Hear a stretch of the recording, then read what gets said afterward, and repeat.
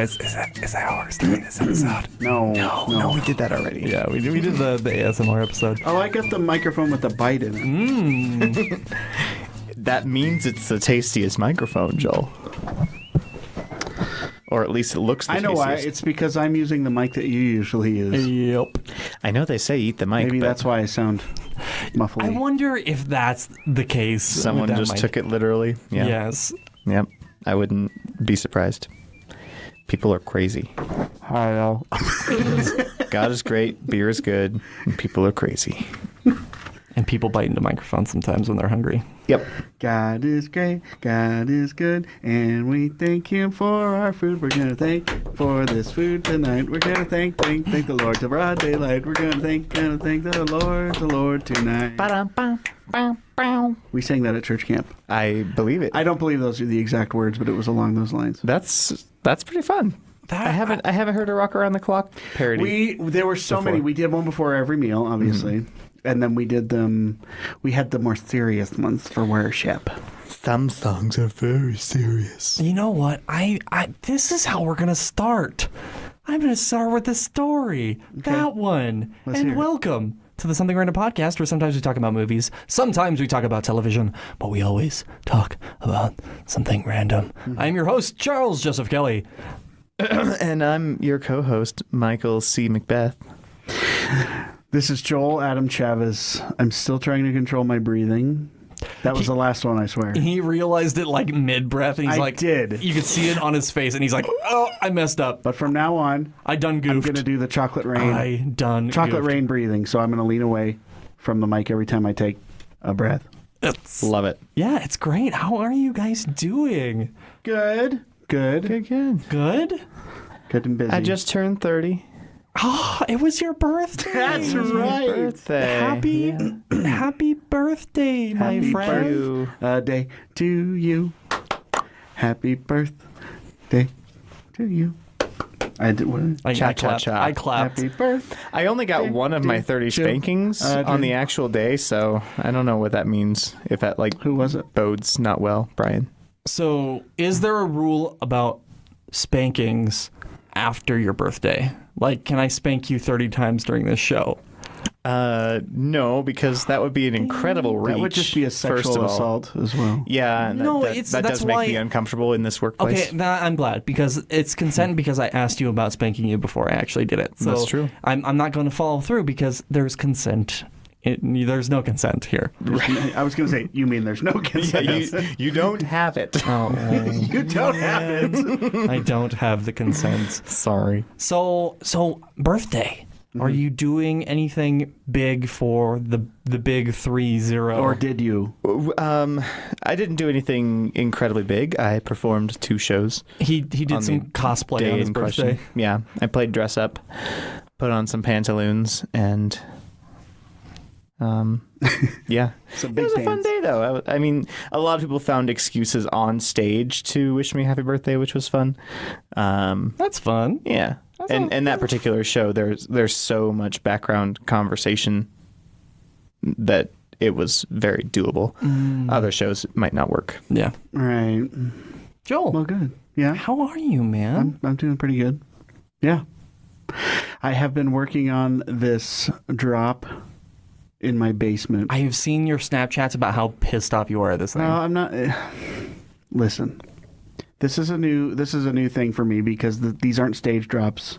These are drops for a photographer, so they have to be like really like they can't have imperfections like the ones I plan for normally. So yeah, it's just a little more of a challenge than I'm used to. Right. I think I'm finally done. That's awesome. Yeah. I finished up last night. I looked at it dry this morning and I went, I'm not going to touch it. I ain't going to touch it. And so I think I'm going to roll it up and call it good. That's awesome. Is it like muslin? It's yeah. And I've been working on it way too long. I have 3 to do. This is my second one, so I have 1 left. Gosh. Woof. Yeah. So, Oofa doofa, my friend. Oofa.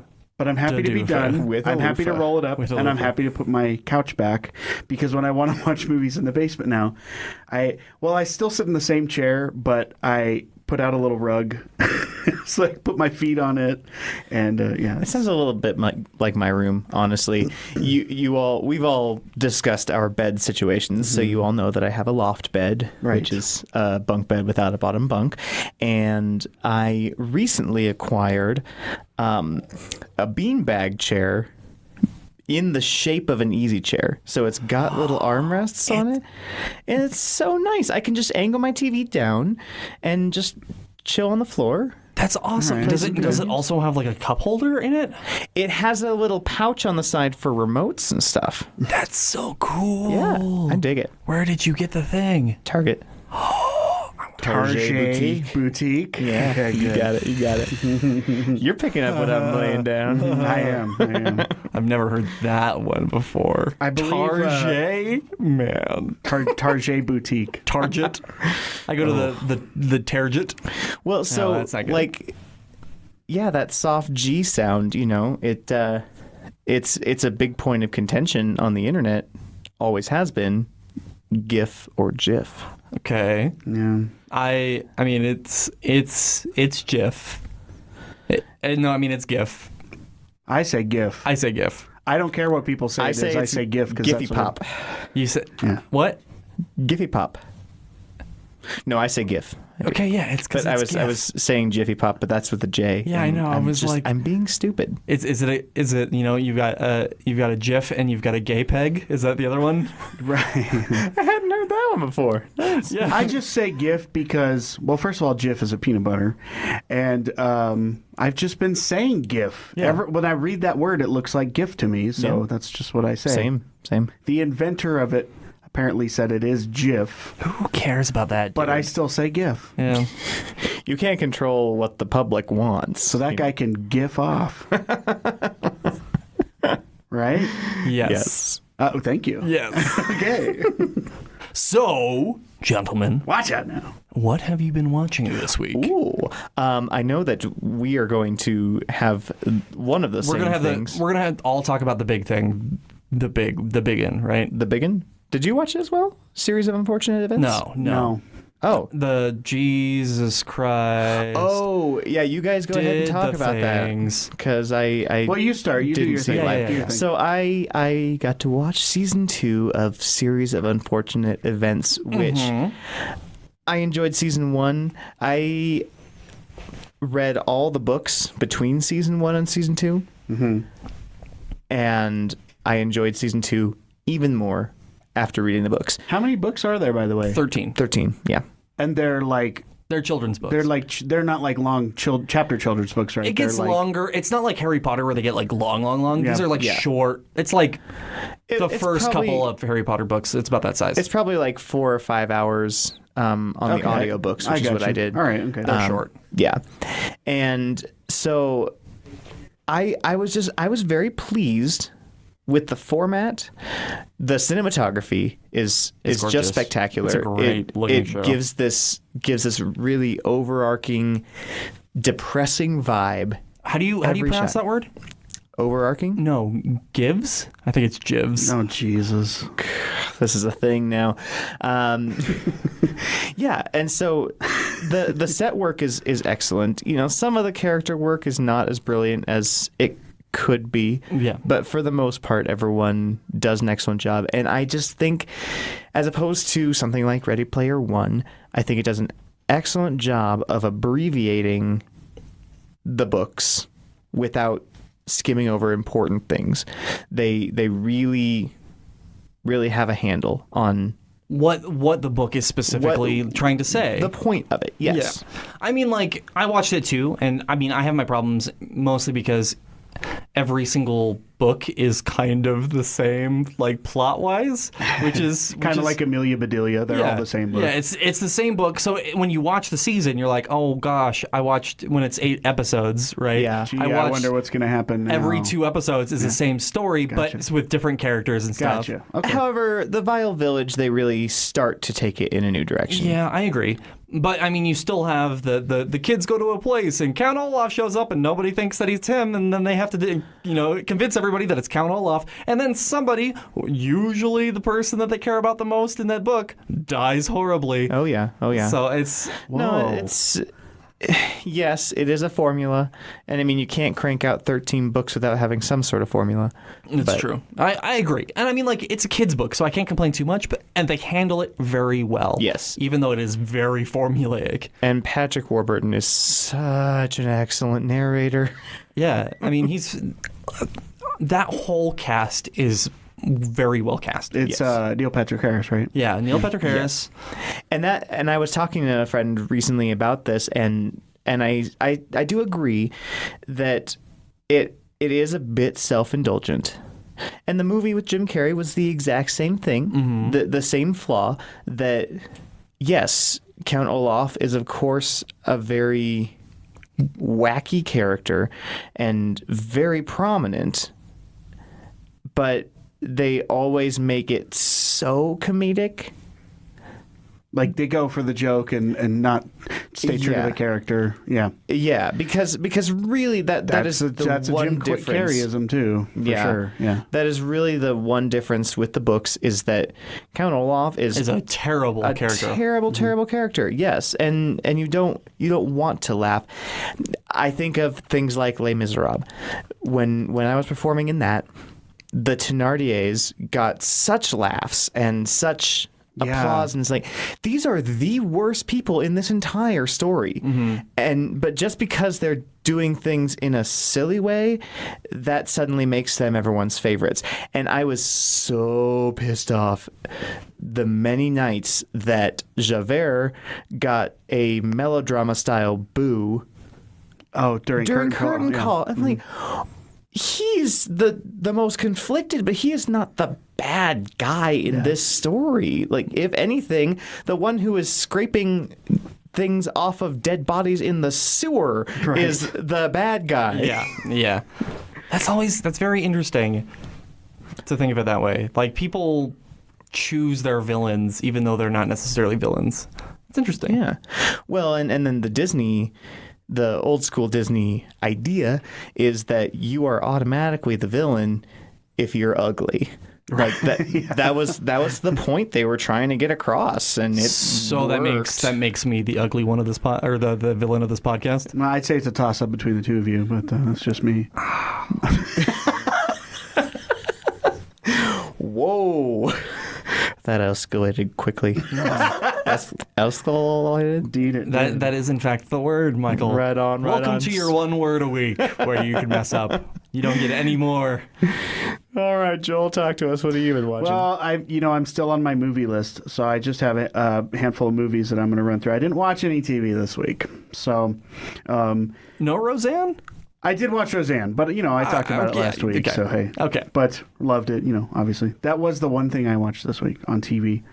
Okay, so these are all first-time movies for me. I'm gonna run through them real quick. Revenge of the Nerds. Oh, so good. Watched it for the first time. Hold up. Yeah, I had never seen it. Joel Adam Chavis, yes, has never seen Revenge I have. I watched it this week. Okay. I didn't know James Cromwell was in it. I also, I didn't know he was the dad. And I also didn't know that Elliot from 30-something was in it. He is the guy that plays the violin with the big glasses. Yep. God, he's the funniest part of the movie. Anyway, I watched Flashdance. Are these still like Oscar winners, or you? No. These are not all Oscar nominees. I just have a really long list of movies I've never seen, and that's what I'm watching now instead of movies I've seen over and over. I watched Flashdance for the first time. Underwhelmed. It's okay. Bad story. Yeah, Bad it's okay. story. The movie was made for dancing. Yeah. The way Dirty Dancing was, but Dirty Dancing had a story. Yeah. Flashdance, it was just a bad story, and the girl's kind of a bitch. Yeah. And Sully was great, but not super exciting because I already knew the story. Right. I mean, we've all heard. Yeah. I mean, I was so into that story when it happened, and I followed it. It was interesting to see the portrayal, but the movie was it was good though. They did a good job. Jumpin' Jack Flash with Whoopi Goldberg. I saw that you watched this one. Yeah. Again, oh yeah, baby. Oh yeah. Again, kind of not the most interesting story, really. Right.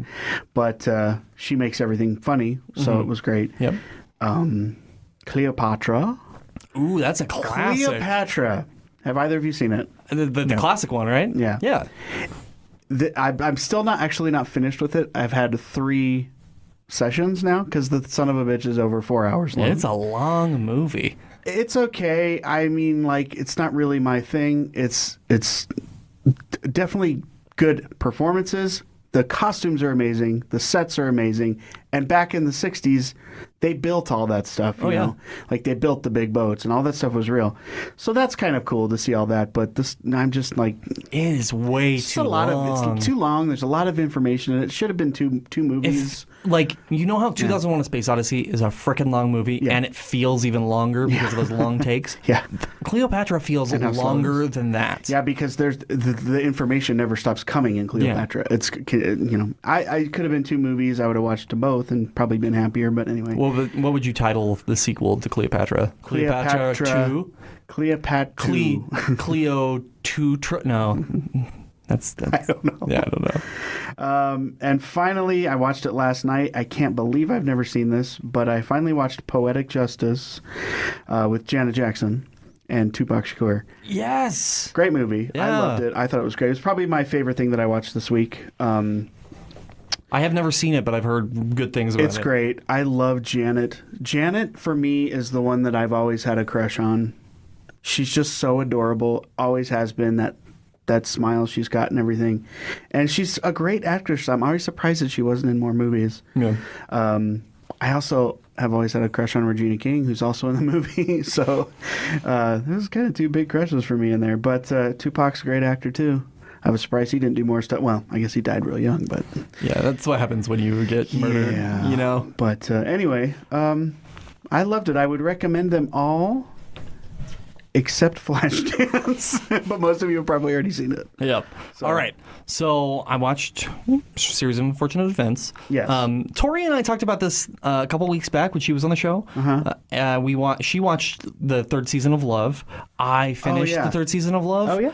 And it's so good.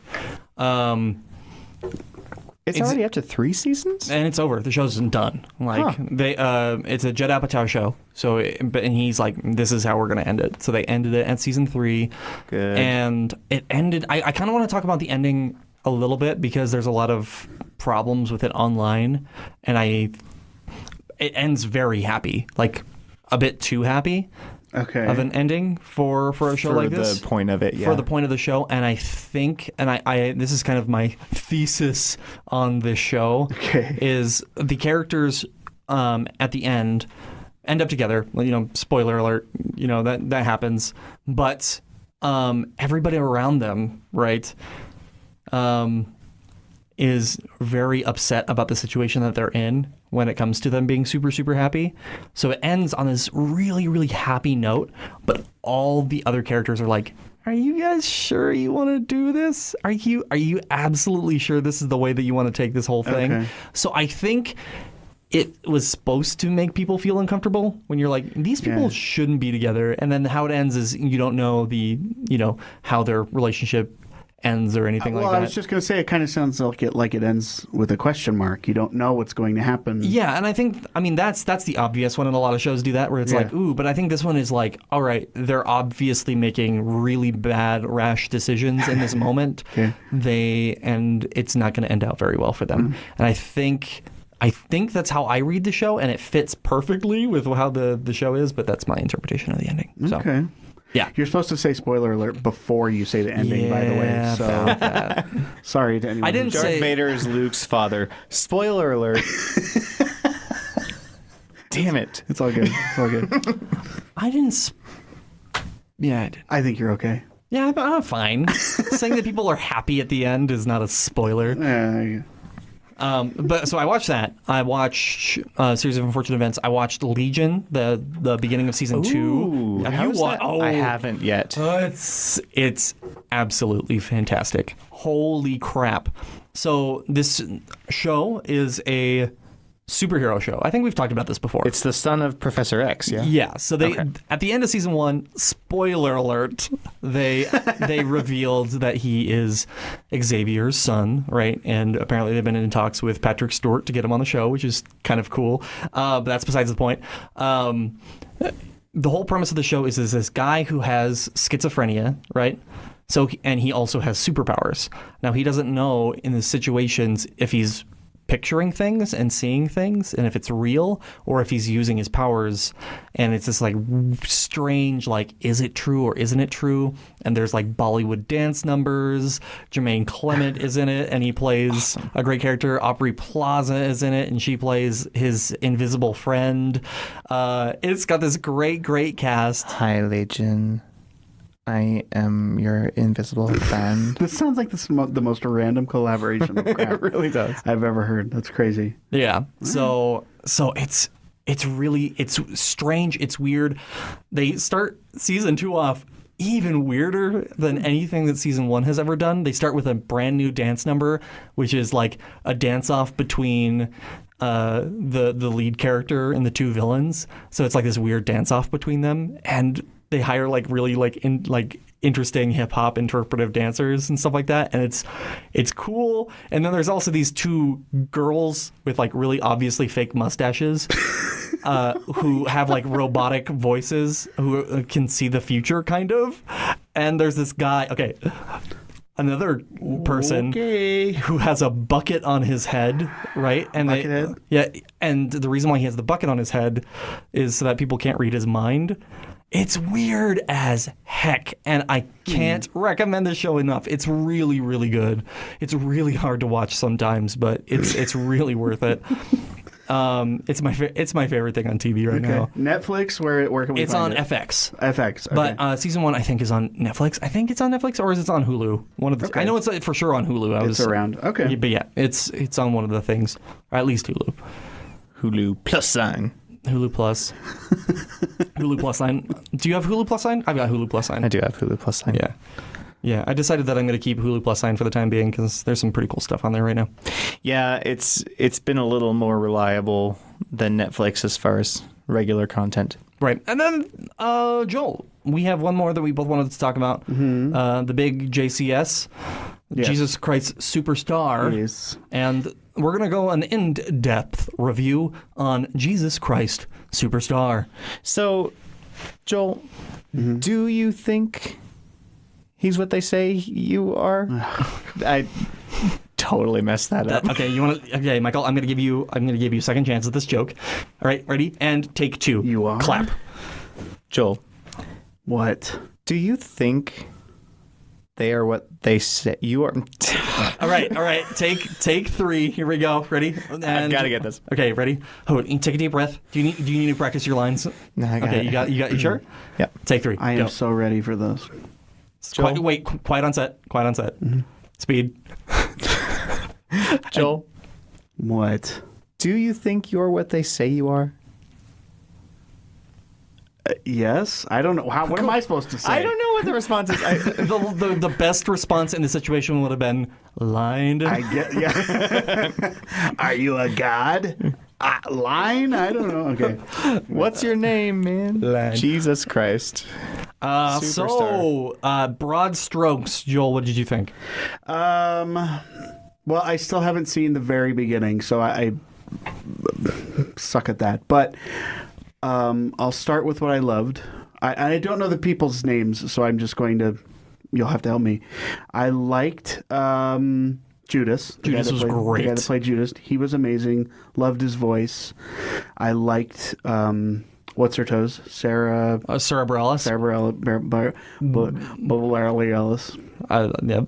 She was great. John Legend was pretty good. Yes, I agree. There was one moment that I don't know if he was lip syncing or not. I don't think he was, but there was one point where he was like hitting a high note and his mouth didn't match up with what was going on. Oh, really? Yeah, I don't know. I'm going to look it up again. Look at it again. Because Bob Latchaw mentioned something on Facebook. Okay. And I was like, he's probably not. Bob's probably just, hi, Bob. Welcome. Hi, Bob. If you're listening to the podcast, you know what? We have to say sorry about a thing, but that's besides the point. But Bob, hi. Hi, Bob. I don't know if he was lip syncing or not. He mentioned it, but I was like, I pushed that to the side, and then I saw it, and I was like, whoa, that's... I'll have to look for it. I may have not seen that part yet. I thought he sounded pretty good overall, though. I do like John Legend's voice a lot. I think it was somebody that was on our show mentioned, I can't remember who it was, though, mentioned that he's not the greatest live. And I think it was Maya mentioned that. Yeah, but I think that may have been just kind of what it was. Maybe he was just nervous, weird about doing it that way. But anyway, I liked Alice Cooper. I thought he was great. I was not crazy about the Pontius Pilate. Pontius Pilate was not good. Acting choices were decent. Yeah. I liked a lot of his acting choices. Not the best singing voice. For me, this is my opinion. Especially at the end when he was really out of control right before the crucifixion. It was bad. If you gotta... You're acting and singing in tandem. You can't choose one or the other. You have to do them both. And he chose to act more than sing, a lot more. That's the way I look at it. And That's problematic. It did not sound good. It sounded bad. It looked. Yeah, I completely agree. But like I said, rough. though, his acting decent, singing. I wish he would have stayed with it more. I was disappointed in Alice Cooper. I mean, really? Like, yeah. I mean, like, it was just like, hey, I'm Alice Cooper, and I'm just going to make a couple quick jokes that somebody wrote for me. Yeah. And then I'm going to sing my song and stand here in one spot, and then, then drop the mic because that's what somebody told me to do. And it was just like, it was the most boring part of the show. But the dances were great. Yeah, it was... I will agree that it was somewhat underwhelming, but I also think that it was directed that way. Because if you think about Herod, that's kind of what... I mean, think about the original movie. That's kind of what it was like in that, too. He kind of just stood there, and he was real... kind of monotone, and he didn't even really sing. Yeah. So it was I picked that up, but I wish he would have done a little bit more. But yeah, I liked him though. I'm also a tired Alice Cooper fan. So. Right. The Simon was freaking great. The guy with the shaved head with the tattoos on his head. Yes, he was awesome. I liked him. Oh my gosh. The ensemble as a whole was great. I kind of liked a lot of the stuff they did, like with the towels and the sheets. Yeah. That was neat. And I haven't seen very many productions of JC Superstar, so I'm not quite sure what all is traditional and what isn't. But I loved during the crucifixion when the four walls opened and closed in the shape of a cross. You know what I'm talking about? Oh, it was the best part of the show. That was really cool. So I actually rewound it and watched it again. Michael, you're planning on watching this, right? Yes. So can I Spoiler alert. Spoiler alert. Jesus gets crucified. What?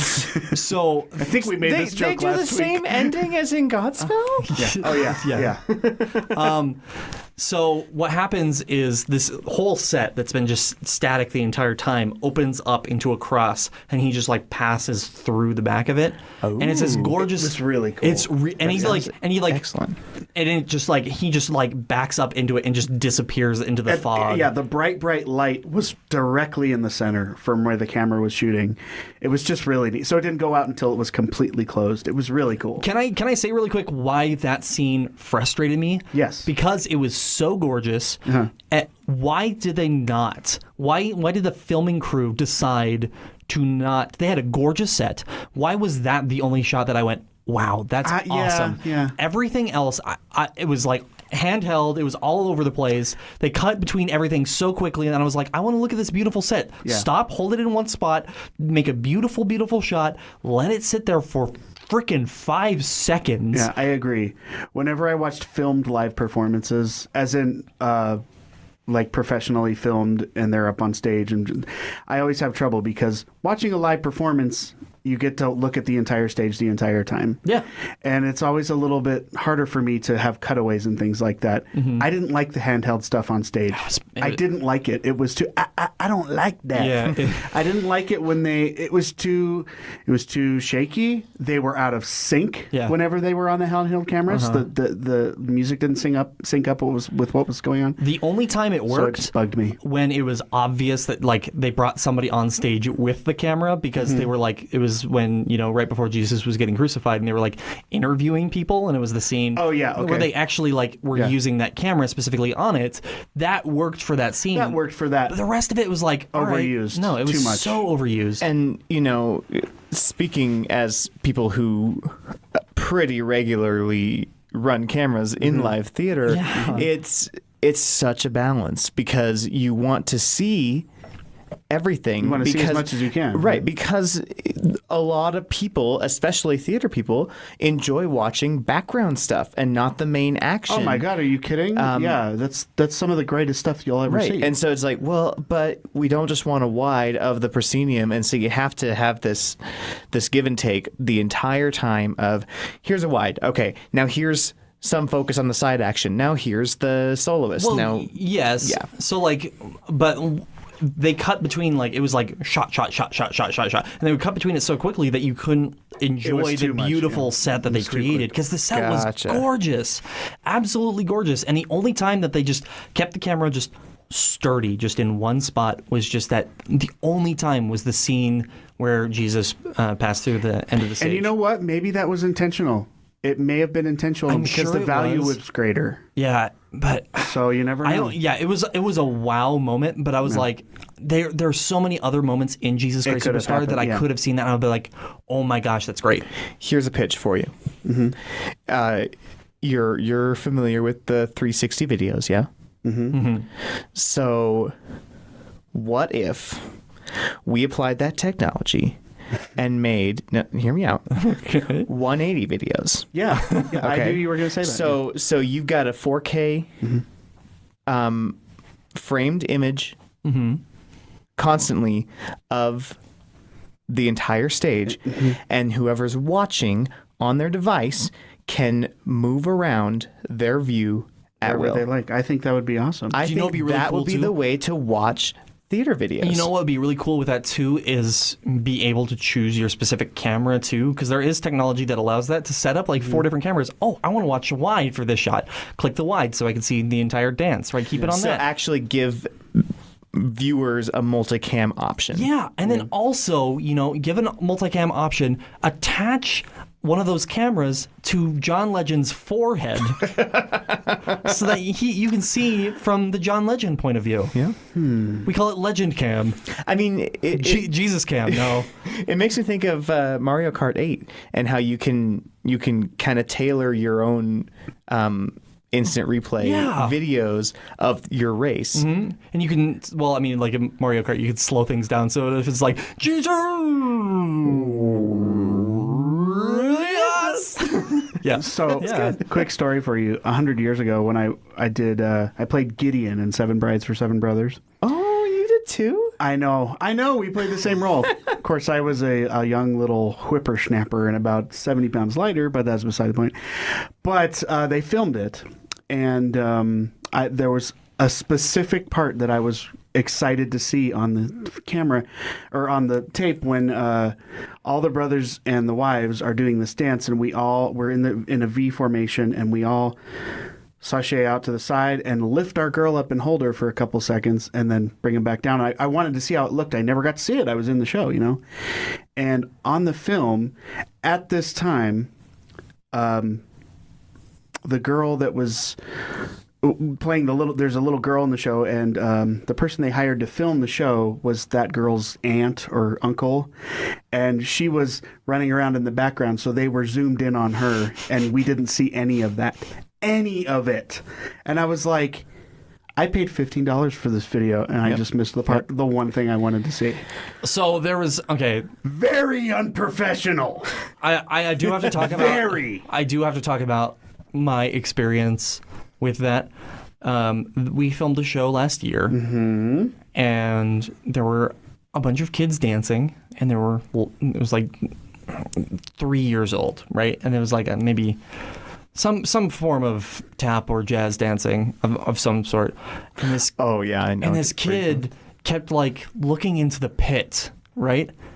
And like started walking towards the pit, and I'm immediately like grabbed my camera and turned towards the kids. So I'll be like, you know what? America's Funniest Home Videos would love this. Oh my God. And he almost before somebody grabbed him up really quick, almost walked himself into the pit, and the entire audience goes.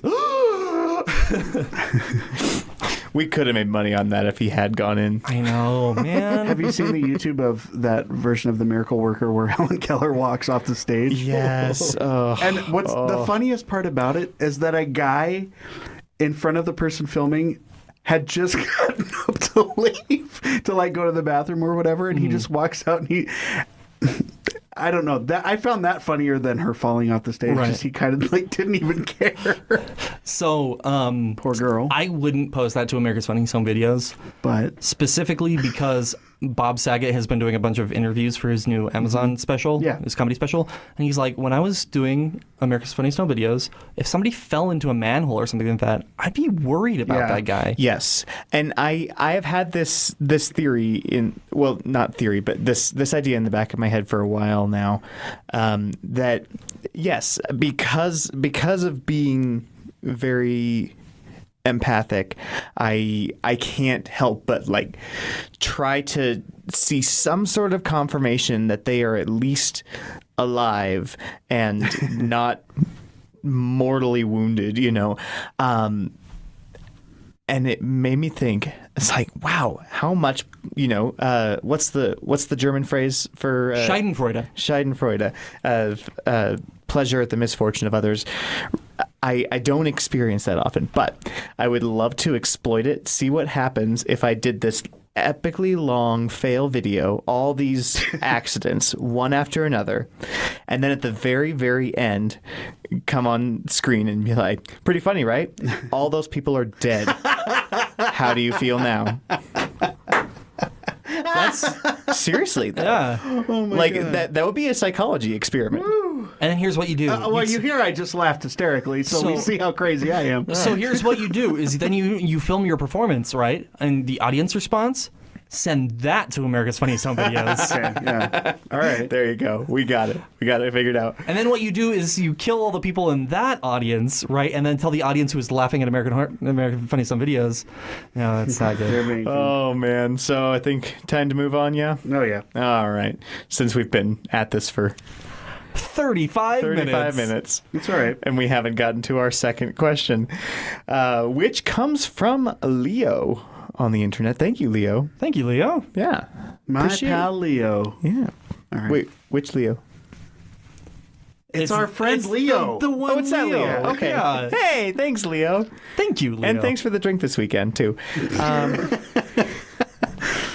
Anyways, he asks, what is the most underrated musical and what is the most overrated musical? That's a very tough question. No, not for me. Well, go ahead. For me, it is because a lot of them have such different appeal, and I can't, like when someone asks me what my favorite movie is, I'm like, I can give you my top 5 by genre. Oh my gosh. Okay. Yeah. So I went on a thing with a person. I would like to call it a date. Okay. And it went okay. It was not the best thing. But she I was like, hey, I watch a bunch of movies. I run a photography and video production business. She's like, oh, what's your top favorite movie? And I'm like, can I ask you that? Like, are you going to tell me, oh, this is my favorite movie? Nobody can answer that question. If they can, they're lying. Or they only watch one movie. I have a favorite movie. You have a favorite movie? Okay, What's your favorite movie? Thelma and Louise. That's a great choice. And my number one is still Kids. Swing Kids, yes. That's your number one favorite movie of all time. Absolutely. Okay, so then maybe I'm full of shit. Well, now, okay. I do agree. If you're going, oh, what's your favorite comedy? What's your favorite horror film? That's what's easier. Your favorite? That is a little different. I look at Thelma and Louise as there are scary parts, there are dramatic parts, there are happy parts, There's there are Brad funny Pitts. parts, there are sexy parts, there are triumphant parts. There's a lot of parts. So many parts. So, anyway, carry on. Yeah. So my answer for the most underrated musical, I don't think because it is one of the world's longest running musicals that it really counts as underrated is the thing, but I just adore the Fantastics. I knew you were going to say Fantastics is great. It is. I kind of went back and forth for a while between the Fantastics and Fiddler on the Roof as my all-time favorite musical, but the Fantastics, because it is so interwoven. Mm-hmm. Everything, every line, every movement has a purpose. It makes me think of an Edgar Wright film, where every frame has meaning. Yep. And when everyone's talking in prose and there's all this poetry happening on the stage and underscoring, right? And then suddenly they start singing and you're like, oh, we're in a musical number. It's such a seamless transition as opposed to every other American musical ever made where they say, oh, I'm saying lines and now I'm singing. Yeah. You're exactly right. Yeah, I agree. Yeah. And so that alone makes it incredible in my eyes. Question for you about this show. Yes. With the majority of audiences who watch musicals nowadays, do you feel like Fantastics is enjoyable for, because I agree with you 100%. Do you think it's enjoyable for the major audience, or do you think it's kind of like a... No, it's a very niche and show. I agree, because it's hard to watch. It's like, because I would say my favorite film of all time is 2001: A Space Odyssey. I could say that. And I don't expect people to like that movie because it's really hard to watch sometimes. It truly is. Have you watched it with the audio commentary? Yes. Oh my gosh, so hilarious. See, anyways, I think for a movie to be truly great, it can't just be funny or just whatever. Like we discussed a couple weeks ago, there's got to be parts that manipulate. Hi, Michael. I know, manipulate your feelings, and sometimes putting you in an uncomfortable position is a way to make you, it's not things that you necessarily feel all the time. So that's why people enjoy that kind of thing. Yeah. Like Requiem for a Dream. I never want that to happen to me, but I love watching that movie because it takes me to that place. And it's scary as hell. Love that movie. You know what I'm saying? That's like true horror for me, that movie, because it's all real. It's real, yeah. Yeah, that's stuff that can't happen to people. Do you have an overrated movie or musical?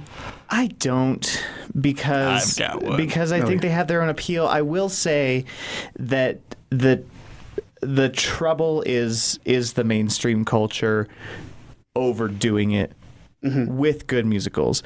Wicked would be an example. Wicked is good. It's a solid musical. I will say that it's not bad, but it doesn't deserve how long and how much hype it's got going for it. You're right. There's so many other things too that people don't know about. Because they're focused so much on Wicked.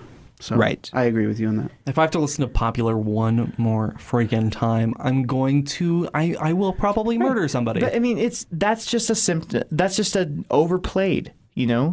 That's all it is, because it is a good song, and if we only had to listen to it 1,000 times instead of 10,000, maybe we would still enjoy it. Kind of like Let It Go from Frozen. Exactly.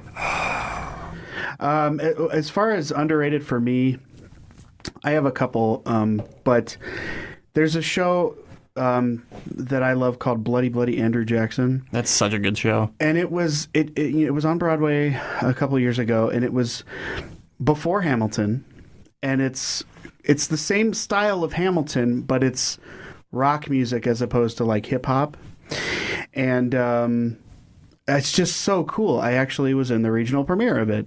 That's kind of why I like it so much. But it's just such a cool show. If you haven't listened to that, you should check it out, because especially if you like Hamilton, and people are saying that history is cool now with Hamilton and all that stuff, and this is along those same lines.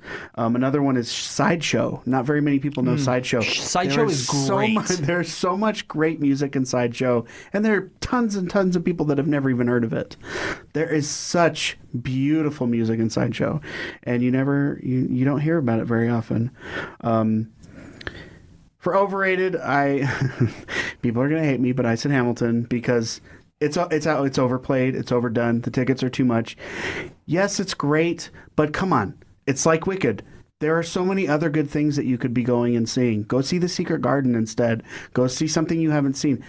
And don't get me wrong, yes, it's great, but is it that great? Is it that big of a deal?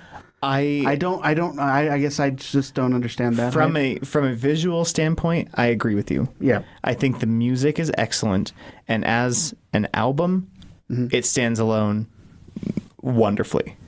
Yeah, I will agree. And having seen the staging, I don't think that holds up to how great the music is. Yeah. You know what? Like because I would say re-watching it, but I don't want to say like the reasons why. I have seen it multiple times. Now that makes me sound like obvious of the whole situation. Well, but like when I've seen the dancing, the first time I watched it, I was like, oh my gosh, this is great. And I've rewatched it a couple more times, and I'm like, they really kind of don't hire hip hop dancers to do hip hop, and it was frustrating for me to watch that, and I was like, I hope this is just like the thing that I watched made it look bad. If I went to see it in person and it looked as bad as I've seen it, I would see that as problematic. Yeah. And I went and saw it, and it was okay. I liked Waitress better. Oh, me too. I was just freaking mess in that show. And I think a lot of it was the hype. Everyone was like, "Oh my God, Hamilton's so good!" And then when I did listen to the music. I listened to it when it first came out, and I was kind of like, eh. But do they bake a cake on stage? Do they bake a cake? Oh, so, I mean, they actually do. In Hamilton. They actually do put a bunch of ingredients, and it's pie. By the way, I haven't seen it. It's all about the pie. It's not about the cake. Okay, but do they bake a pie on stage? Essentially, they are pouring ingredients into a bowl, like actual ingredients. I don't know if they actually bake a pie, but I would love to see that. A stage where they actually bake the pie. I don't think they actually bake a pie. No, they don't. That'd be terrible. Also overrated. A chorus line. Sorry. I can see that. It's a big long audition. Snore. Phantom of the Opera, not Phantom of the Opera. Oh yeah, Phantom is everyone's always like, oh my God, Phantom of the Opera, it's my favorite movie ever, it's my favorite show ever. Really? Have you listened to very many shows then? Because come on. And again, the Flashdance of musicals, Cats. Cats. It's made for dancing, and it's not a show. There's no story. There's absolutely no story. There's no plot, and it drives me crazy because it's one of the longest running shows on Broadway, or it was, and it's all about the costumes, which, like, the costumes even, I'm kind of like, what? And I mean, they're just very 70s to me, and they haven't changed, or changed much anyway. And yeah, great. You want to make a dancing show? Great. I guess it's not my thing. I think it's overrated because everyone says Cats is so great. But no, I'm right there with you, and I watched that. I mean, I'm glad I saw it live at one point, and it was when the touring company came through the Lincoln Center one time, and my parents got me a ticket as a gift, and I was grateful for that. But at the same time, I sat there watching, and they're like, "Here's a cat, here's another cat." I'm like, "All right, great. We've introduced some characters. Now let's get some story going. Here's another cat." Okay, intermission. Like we're gonna get some plot going in Act 2. Here's another cat. Oh my gosh, it never stops. So how many cats are in that show? About 47. Yeah, and they don't get to know. They all have their own. They all have their own musical don't numbers. Get to know any of them very well. Folks, guess what? There's even more cats in Cats 2. There's 30 more cats. 2. Too many cats. There's too many cats in Cats 2. Also, there's a dog. One. That's just the one. antagonist. Yes. Hello, I am a dog. I woof at cats. Look at me. Oh my God. Woofing at the cats. I do a tap dance. If there are people out there that love Cats, I'm glad that you love it. It's not my thing. Visually, it's great. There's amazing costuming, amazing dancing. Is there, though? Yeah, there is. I mean, it can be. Yes, there can be. My cousin was in it, and I saw it, and I loved her. And some of the music is very pretty, but it's just not my kind of show, I guess. Right. So I want to talk about, well, first off, my most underrated or overrated musical of all time is Rent. It is awful. Oh my God, that didn't even make my list. It's the worst. I was fully expecting that to be your first one. It's the worst thing. It's because I've tried to erase Rent from my head. Like, the whole premise of Rent is a bunch of terrible artists like come together and they're like, "Hey, let's just make shitty art." Or not, actually. Let's spend a year writing one song. And rebel and not pay our rent.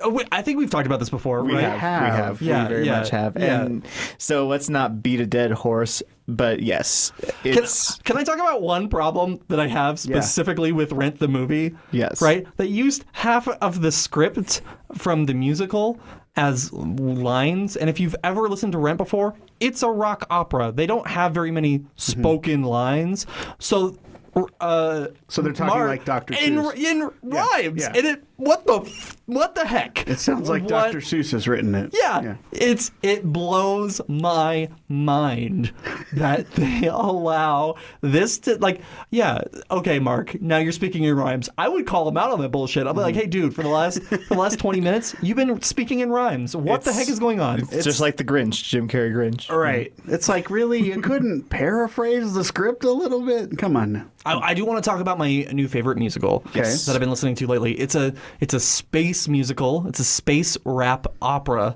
written by Daveed Diggs, who was famously in Hamilton as Lafayette, and he wrote one called what is it called? A space rap opera. Space rap opera, and it sounds opera. There's opera. so much happening there. So it's called Splendor in Misery, and it's about this guy who's on just a spaceship that's kind of breaking down, and he's like realizing that he's going to die eventually because like the spaceship's breaking down, he's alone by himself and there's nobody around, so it's all these like space logs of him kind of going insane and realizing that the ship's falling apart. It's great.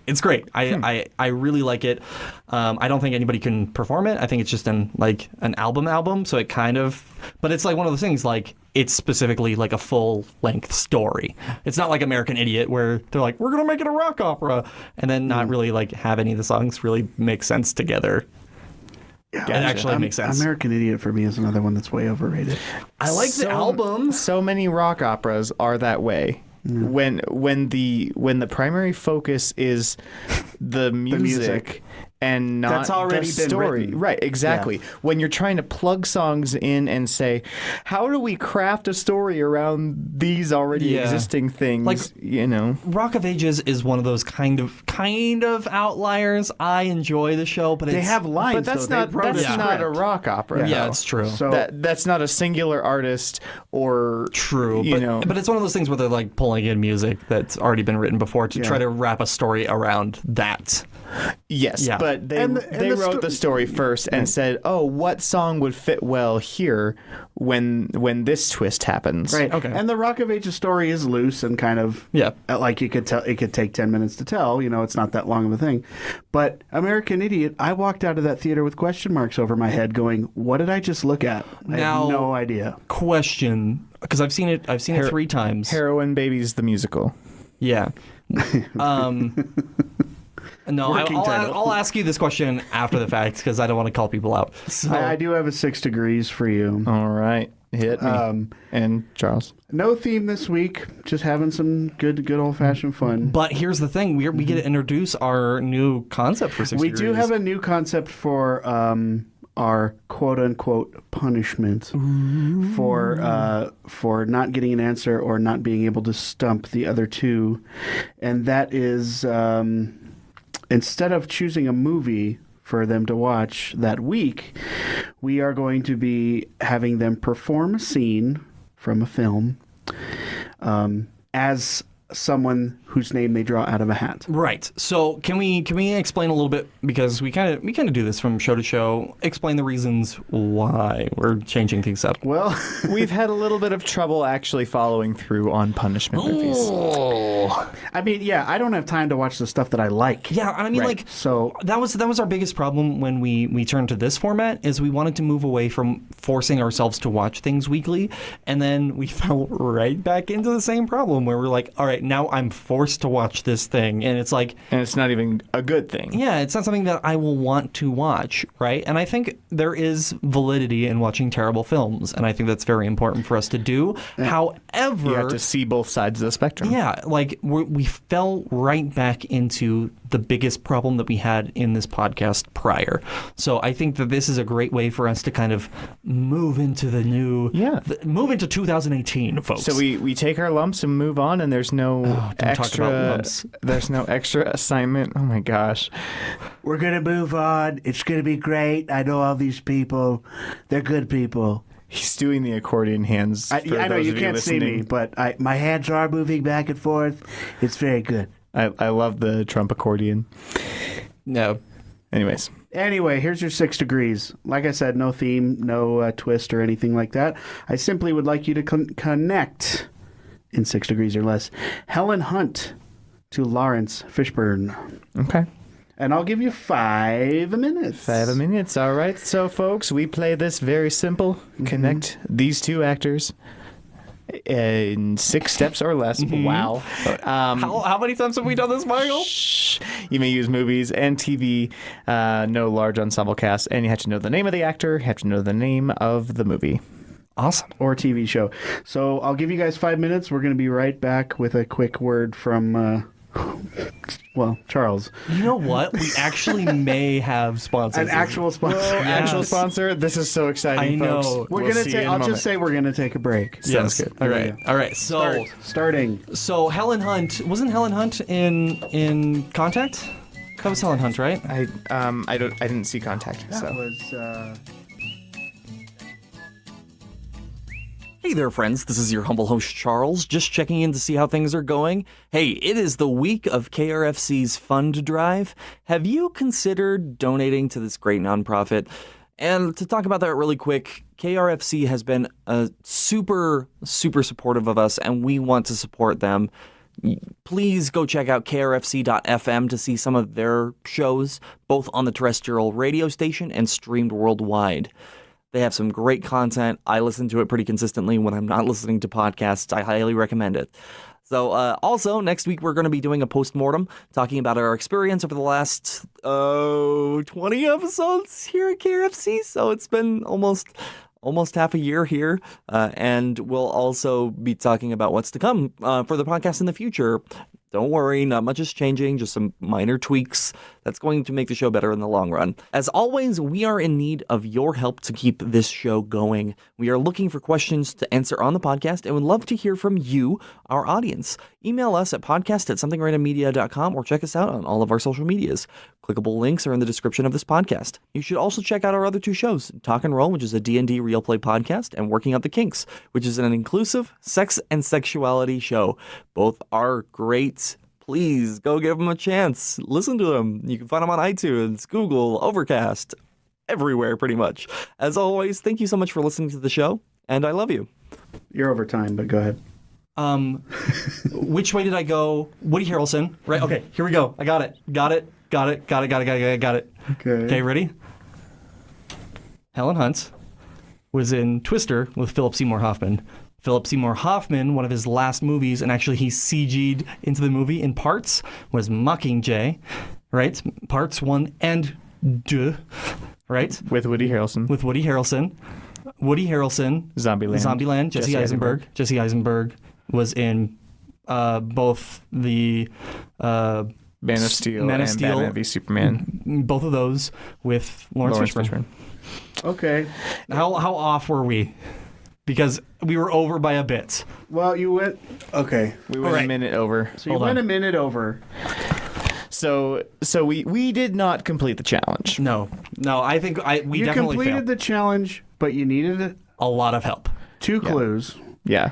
And you went over time. Yeah.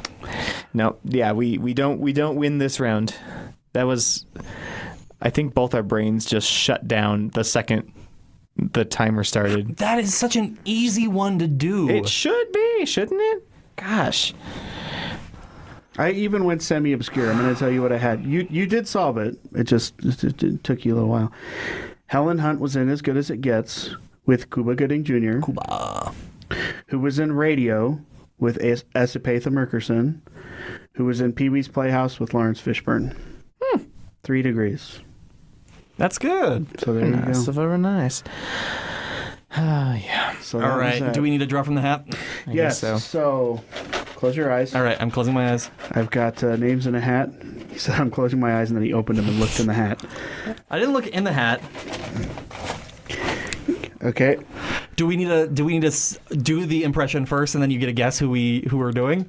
No, I think. Well, I don't know. Should you tell us who you're doing, or No, I think it'd be fun if we do it first and then Guess to see if we. Okay. yeah. So the scene I'm having you guys read is from Death Becomes Her. Are either of you a girl? I am not. I am not. Okay, then I'm gonna have you read for Ernest, Cold reads. Here we and I'm go. gonna have you read for Madeline. All right, here we go. Cold read. Let's do it. All right. I don't have a good. It's a good one. Oh my God. What have you done? What have I done? Defended myself, that's what, you plotter, co-conspirator! She's dead! She is! These are the moments that make life worth living! My God, Madeline. That was horrible. It was brutal. It was stupid. The police, Madeline. The police. Oh, what are they gonna do? Put me in a gas chamber? Big deal! Well, what about life in prison? Do you know what that means to a person in your condition? Oh, you're so negative, can't you just for once let me enjoy the moment? Well, what about the neighbors? Don't you think they heard that gunshot? Neighbors? I've been 12 years in Los Angeles. Have you ever seen a neighbor? Do we want to stop there? That's a good place to stop. No, I want you to keep going. Okay, all right. Oh, I gotta think. One of us has to stay rational. I am completely rational, Ernest. We're going to bury her in Death Valley, you and I. I most certainly will not. Oh no? Pretty strong words for a murderer on the run, which is, let's face it, exactly what you are, Ernest. What if the police should receive an anonymous phone call about you and find me on the floor, not breathing? No pulse. Ain't anybody gonna play dead like me, Ernest. What will you tell them? You're going to be very popular in prison. Prison? Prison. Do you know what they do to soft, bald, overweight Republicans in prison, Ernest? I'll get the shovels, my dear. Okay. Now I have my guesses. I'm guessing that yours was Christopher Lloyd, Michael. Oh, good guess. Okay, Yeah. great. Okay, so mine is, you're not gonna guess it. Okay, is it Gilbert Gottfried? No. Okay. No, I was trying to do yelly, angry Bill Murray, and it wasn't working. Oh, Bill Murray. Okay. Yeah, Yeah, I wasn't getting that either. I know. I realized halfway through, and I was like, I have to keep with my character choices. I have to follow through. So, back in the hat. I kind of want to do mine, even though. Well, you guys. No, you can't do it. You guys technically solved it, but I. No. No. All right. Nah, buddy. We're short on time. Anywho's. All right. So give me a second here. I closed my Twitter. That was fun. That was actually a lot of fun. Yeah. That's great. If you're listening to this, I want to know what you think of that new thing. Did you like it? Do you think it was fun? Is my voice really high right now? Yes. Mm-hmm. Did you think it was stupid? Do you think we should never do it again? Do you think his voice is really low?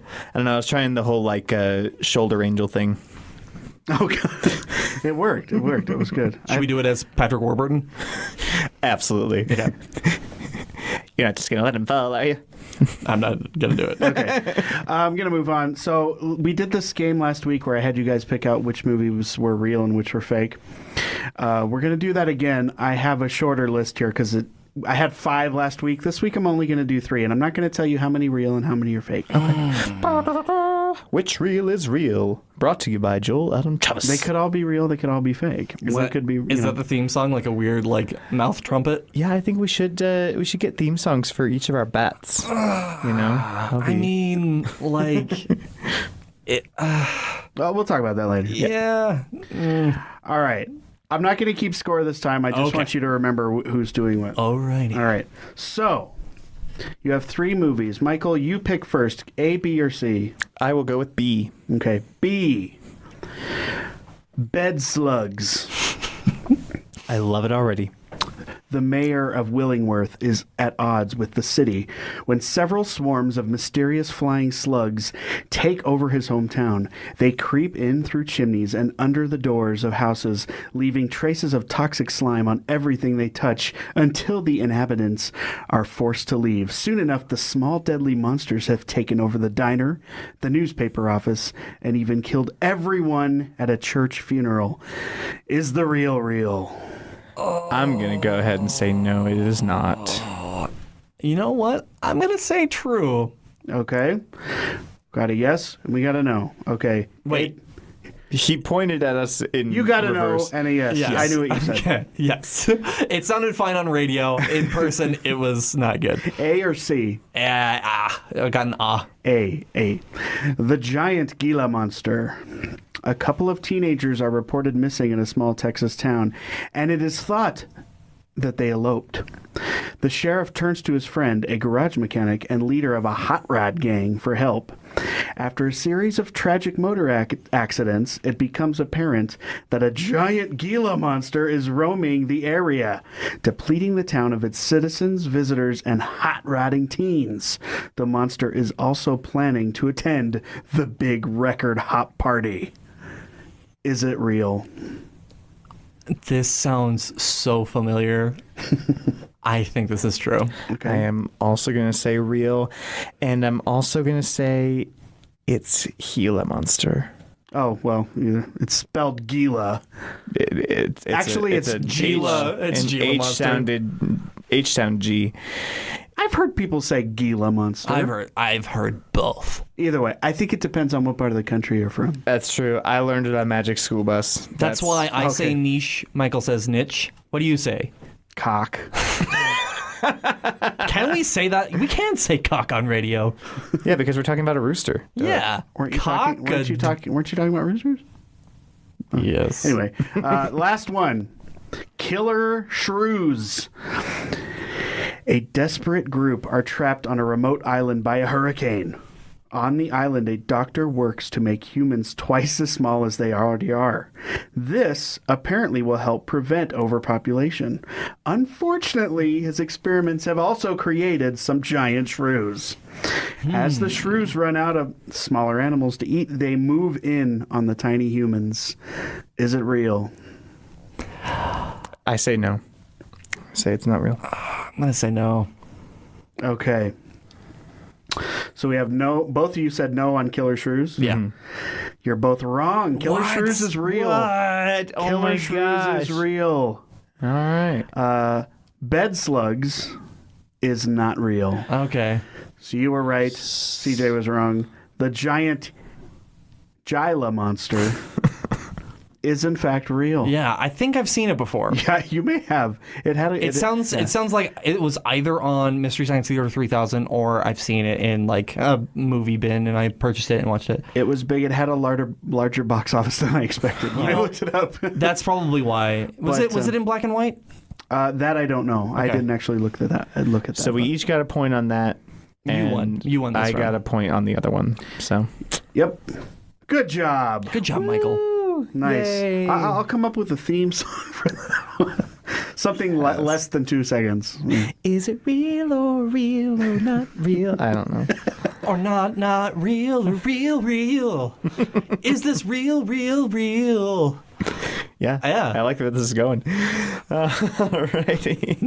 No, that was terrible. I'm so sorry. So, gentlemen, I do have a question for you. This question comes from Cecilia. Thank you, Cecilia. And Cecilia asks, have you ever come close or actually walked out of a bad movie? Oh. Yes.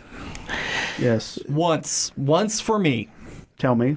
Tell you the story. I will tell you the tale of me going to see. What was it? It's the movie. Oh God, I can't help you.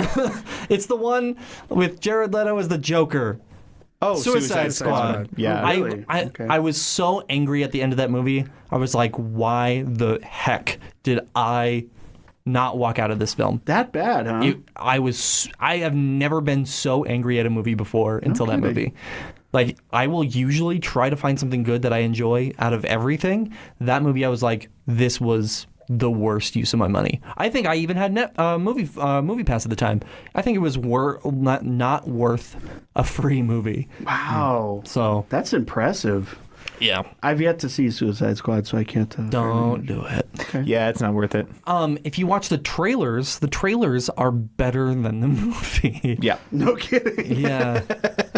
Okay. And we've discussed this before, but it's the editing that really made that film suffer. Yeah. It could have been a decent movie. And I think, like, looking back at it too, I really think that WB does not give people creative control on their movies, which is why the DC film cinematic universe is what they're calling it now, is absolutely horrendous. Like, I think Wonder Woman is the only decent one so far. And even that was like, it was ripped great. off of Captain America. Yeah. It was like the story was a direct rip-off of Captain America. Yeah. And I enjoyed it until the end. And I was like, all right, that's okay. But I mean, it was good.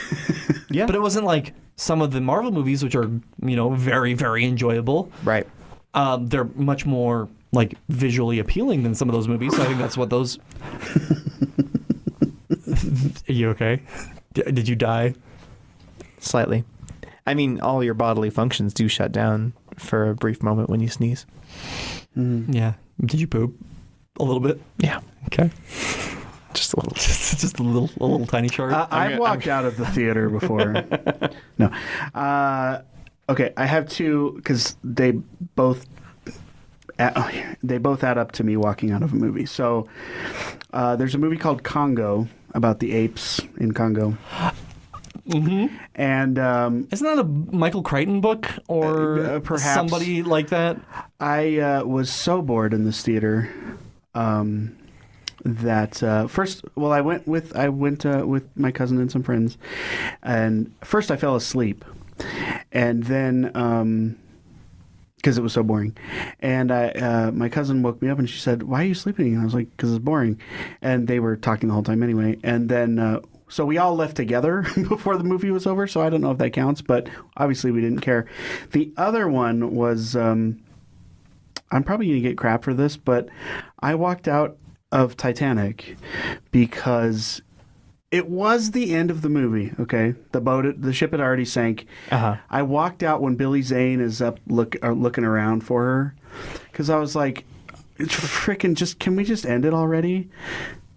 Come to find out that was the ending. I should have just stayed. But I was watching the end of that movie going, come on. Like when he's up there, I'm just kind of like, I was kind of giggling to myself when he was looking around for her. It wasn't really funny, but I was like, I can't believe this isn't over yet.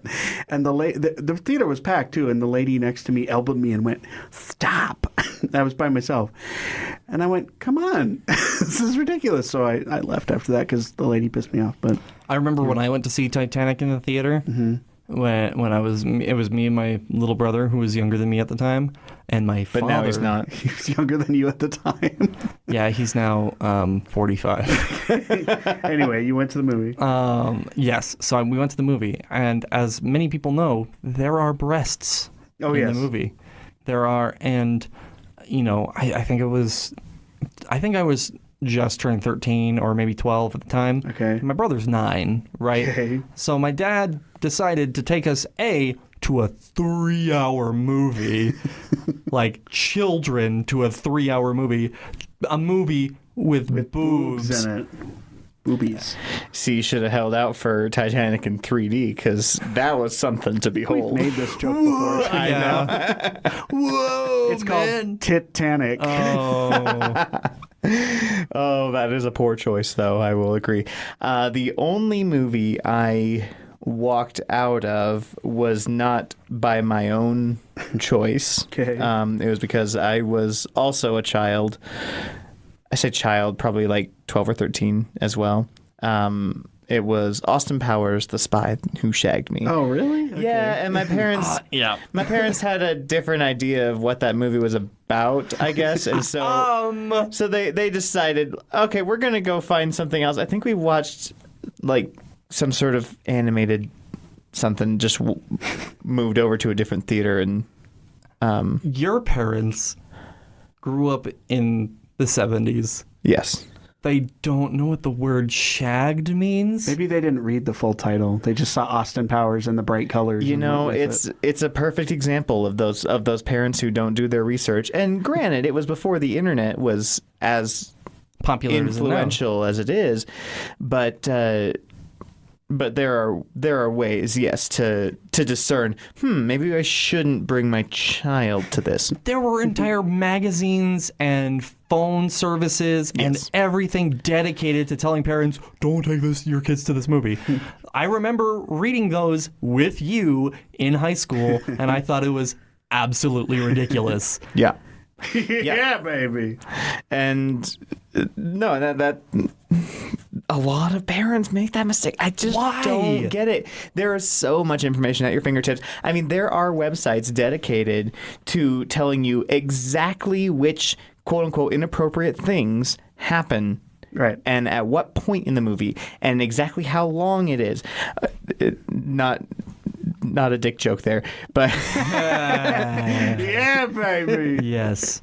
But yeah, just say like, okay, this person has a bare bottom for 15 seconds, you know, that kind of thing. Like, so you can make a very informed decision nowadays. Yeah. Right. Yeah.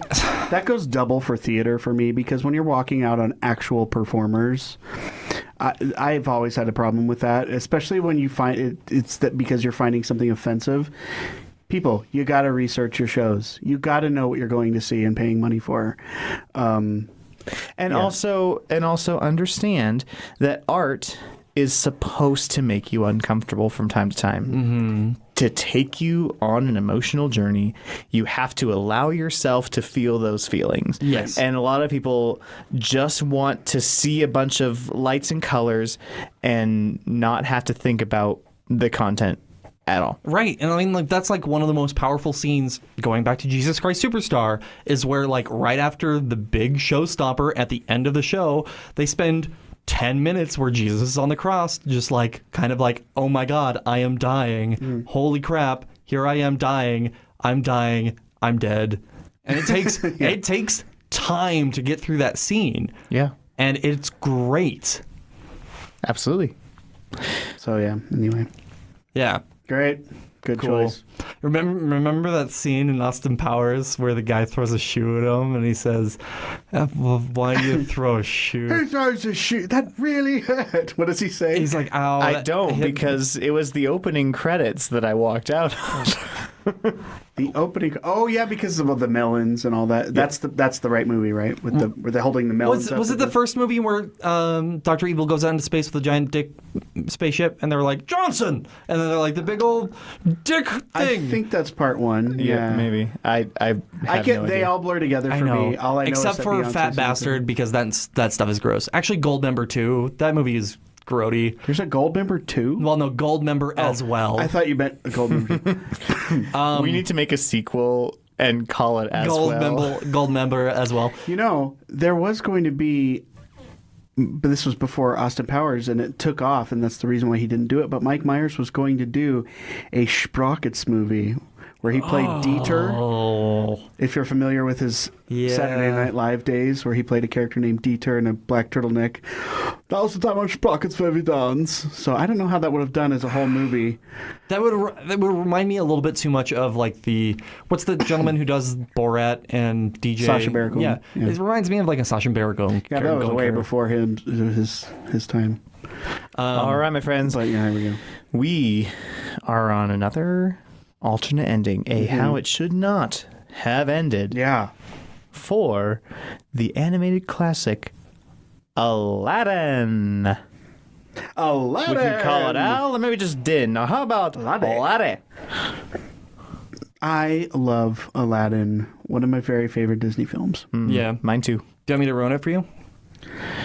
Ruin the ending? No, I just ruined the movie for you. Sure, God, I guess. What? So, What? Tell me. Abu Oh, no. means Not Abu. in Arabic, right? Means father. Means daddy. So whenever Aladdin or anybody says his name, they're like, "Hey, daddy, how's it going, daddy? How are you doing, daddy?" That's creepy as heck. That's a little odd, but whatever. I thought it was going to be like you guys were going to like feel weird about it. Aladdin doesn't have a dad, dude. He's trying to cope. Have you seen Aladdin 3, the Thieves one? Oh, no, I haven't, but thanks for ruining it for me. His dad is in the movie. It's not much of a twist. Okay. It's like the first thing that happens. He's like, hey, you remember your dad is gone? Now he's back. And so is Robin Williams. Well, finally. Look at that. Oh, scattered stream of references. Oh. And it's not Homer Simpson as Genie. Have you seen Aladdin 2? Yeah, that was what's his name? Yeah, the guy who plays Homer. Yeah. Yeah. Wow. Dan Castellaneta. Yeah, it was problematic, for sure. And it just reasons. sounded like Homer Simpson. And it wasn't like not even trying to be Genie. Hey, Aladdin. So, anywho's alternate ending. I'll start, I suppose. So my obvious ending is that Aladdin doesn't wish the genie free. He instead, after they get rid of Jafar and Iago, Aladdin wishes that he had his own parrot. And he gets one because, he has one more wish. And Genie is still stuck. And then the other part, so that's like the beginning of the different ending. The Sultan asks the genie if he can rub the lamp and get 3 wishes. And he says yes, so he does. And then he wishes to be tall and skinny because he's short and fat, Oh. He wishes poverty away. So all the poor people are now not poor. And he wishes that he also had a parrot. That's the new ending. Everyone's got a parrot. And they're all of equal attractiveness and wealth. And all voiced by Gilbert Gottfried. That's Aladdin 4. They only have Gilbert Gottfried. He's like, hey, Jasmine! Yes, Aladdin! Oh, yes. I love you, Aladdin! So my one, specifically going into that, you know how they go into the lion's mouth, right? Mm-hmm. Cave of Wonders. The Cave of Wonders, right. He doesn't take his monkey down with him, and then he grabs the lamp right off the bat. Like, I understand. Yeah, your monkey's your best friend. You hang out with the monkey. But that dude steals stuff all the time. You said, don't take anything else. Yep, I'm going to take my kleptomaniac friend down into a place where I know he's not going to steal anything, right? Wink, wink, wink, wink, wink. That's very true. That would be dumb. very sensible of him. It's like, all right, Abu, you stay All right, here. all right, Daddy. All right, In Daddy. Aladdin's defense, perhaps he didn't know there were valuables in the Cave of Wonders, and he may have thought if he left Abu behind that he would wreak havoc in town. Yeah. In the village. But you're going into a scary lion's mouth. True. And I'm you're picking up what you're putting down. And you're saying, and he said, don't steal anything. Well, also, that was almost an afterthought. Yeah. That was the last thing the lion said before he went into the mouth. Also, says, touch nothing but the lamp. Right, And so yes. he was already committed to going in there, and probably committed to taking Abu with him. He and should have he's said- like, oh, well, that doesn't really change much. But he should have said, hey, Jafar, or guy that Jafar is dressed as, can you watch my monkey? Also, can I also mention that how did they grab the magic carpet if they're not allowed to touch anything down below? Everything else melted except for the magic carpet. Why? Why? Yeah, I've wondered that too. The magic 'cause they carpet do walk across it before anything else happens. is its own entity. It's not an object of the Cave of Wonders. It's down in there. It said don't touch anything. Don't touch anything except the lamp and the magic carpet that's down there as well that you'll fly around on. Okay, so question. Do feet count? Well, yeah. Maybe because then he wouldn't have been able to touch the stairs or the sand or anything. So, you could step on anything, but if you touch it with your hands, that's when you get in trouble. And that's why Abu is even more problematic, because he's pedidextrous. All right, so here is what frickin' Aslan says to him, right, when they're about to walk in. They're like, don't touch anything except for the lamp down below.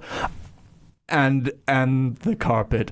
And I mean, like, you can... And the stairs leading up to the lamp. Yeah, and the sand. And the banister on the stairs. As long as it's with your feet, you can touch the obviously, you can touch the ground. I'm not expecting you to not touch the ground, because that would be If that were the case, he would have provided the magic carpet right off the bat. Hello? Hello? Don't touch anything. Here is a magic flying carpet. Now you don't have to touch anything. Yeah. Also, what part of the lion's mouth or stomach was the red diamond? Was it, in fact, his uvula? Is that right? The thing that dangles in the back of your throat? No, having just watched Santa Clarita Diet, I think it's that. Oh, it's the thing that you throw the up red ball. before you turn into a zombie. Ooh. Yep. That's grody. It's the Santa Clarita Red Ball. And that is my alternate ending. Oh, I thought it was his dick. All right. Now, I have to think about, like, how this works scientifically. I mean, he did call it his forbidden treasure. Do not touch my forbidden treasure. Who disturbs my slumber? Please touch my forbidden treasure. It's down below. It's red. Oh my gosh, it's red. It's his dog dick. Cat dick, though. Cat dick. Oh no, that's even worse. Okay, so that's that was a thing. Gentlemen, that was weird. I still love Aladdin. It's great. Oh yeah. I had that memorized by the time I was 8 years old. Have a cracker, pretty Polly. I always liked the Sultan. He was one of my favorites. Who played the Sultan? Does anybody remember? I don't remember his name, but he also played Santa Claus in Ernest Saves Christmas. Huh. So that's what he looks like. I love the Ernest movies so much. Hey, Vern. Don't touch anything but the lamp, Vern. Michael, have you seen the Ernest Scared Stupid or Ernest Goes to Jail? I have not. So I think I've mentioned this before on the podcast, right? So in Ernest Scared Stupid, it's the Halloween special where this idiot guy is supposed to solve, like, save the world from weird troll creatures, right? Sure. And their big weakness, right? He goes up, like, to some mountaintop or some shit to find, like, what specifically is their weakness, right, of these villainous troll creatures. And it says M-I blanked out K, and he's like, M-I blank K. What could it be? Miak. Hey, Vern, I figured it out. It's Miak. That's fantastic. And a wonderful close to this wonderful night.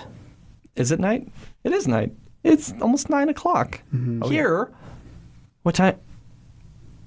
Yeah. Yeah, it's 9 o'clock it's 9 o'clock somewhere. That's true. It is. All right, boys. Yeah. Let's go ahead and sign off. Yeah, so as always, folks, thank you so much for listening to the show. Make sure. I want to thank the people who sent us questions this week. Listen. Let's thank Leo for the first question. Let's thank Cecilia for that second question. Thank you guys so much for supporting the show, and thank you for listening to the show. We've really kind of blown up in listeners the past few weeks, which is really nice. Absolutely. And make sure if you do have stuff that you'd like to talk about, or if you want to submit questions, you can send them to us at our email address, which is, I always forget it. What is it? Podcast at something.random.media.com. Podcast. I have to, whenever we say our email address or any of our social medias, I have to go now from here on out. Got it. It's my new bit. It is established. So I also want to thank KRFC this week, because I didn't thank KRFC earlier today. Thank you to KRFC. Specifically, this week is their fund drive. I've been saying fund drive, which is It is fun. I took my scooter here, so it was a fun drive. Yeah, but they're fun to drive this. Remember that time where you accidentally leaned on it and it just happened? And we made it a thing at that point? That was a fun time. Yes. But anyways, thank you to KRFC. This week is their fun drive. If at all, if you like this show, if you like Working Out the Kinks, which is the other show that we produce, or Talk and Roll, which is our other show as well, if you like any of our content that we are putting out, please consider supporting KRFC because they support us. They have given us a fantastic space and the ability to use that and to market our business and our company and our podcast through them and allow ourselves to become better artists in this medium. So if you go to krfc.fm, you can check out any of their fantastic shows that are on air right now, or you can also check out any of their podcasts that they produce, which are ours as well. They have a donation button up top. Please consider donating to them this week, even if it's $1. And if you do something over the phone, there's a chance you might hear one of our lovely voices on the other end. I'm gonna be here all stinking week. And I will vouch for that because he hasn't showered for a while. And the diarrhea thing. Yeah. Oof. So it is a stinking week. Yeah, I'm sorry. Anyways, thank you so much for listening. As always, I am your humble host, Charles Joseph Kelly. That was most illogical. And I am Michael C. Macbeth. I don't know. My name's Joel, though, so yeah. That's cool. Yeah. That's cool. Cool. Joel Adam Chavez. Look at us on Instagram and stuff too, because we're trying to do more with that. Yeah, so. We've got a lot of things going on our Instagram. Specifically, we're posting our 6 degrees, and if you solve them on our Instagram, we'll give you a shout out here on the show. In fewer moves than we do, yes. Yeah. If you can solve it in fewer moves than us, then we'll give you a shouty out. Don't cheat. Yeah. No cheating. As always, guys, thank you so much for listening, and have yourselves a wonderful week. Bye. You do that every single time, and it's always just like, oh, it's over, and then you hear at the end of the show, and it's great. I like it. It's my bit.